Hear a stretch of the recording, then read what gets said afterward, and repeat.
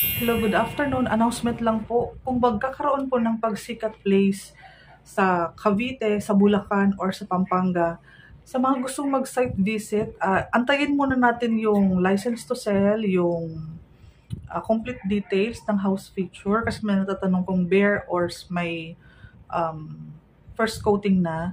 Yung pinaka-official computation, wala pa po talaga. So baka magkaroon ng misleading details about the total contract price, and lalong-lalo na po yung monthly amortization and yung ating salary required. Okay po, bagong project po yan, so antayin natin po ang latest update from our developer para walang masayang na panahon on your part and sa part din po ng mga agents. Siguraduhin muna natin. Kasi kung pagbabasihan po natin ang price ng old project na Pagsinag Place, mayroon pong pagkakaiba sa total contract price at sa salary required as well as sa ating monthly amortization. Okay po.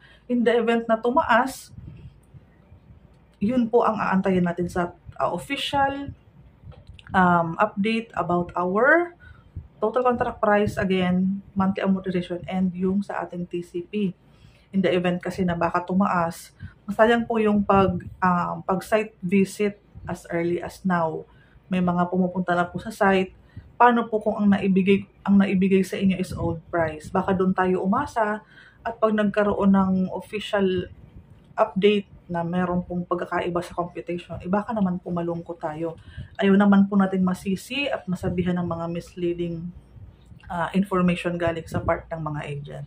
So sana po ay malinaw. Kagaya po ninyo, kami din po ay excited sa mga bagong project and bagong update sa ating mga affordable housing under Rainmulan Lands project po yan. Yan si Pagsibol Village, si Pagsikat, or kung magkakaroon ng Pasinaya, standby, dahil hanggat pong wala pa po yung license to sell, wala pa po tayong kasiguraduhan sa pinaka-official computation, monthly amortization, salary required, and yung ating house features. Okay po? So keep in touch.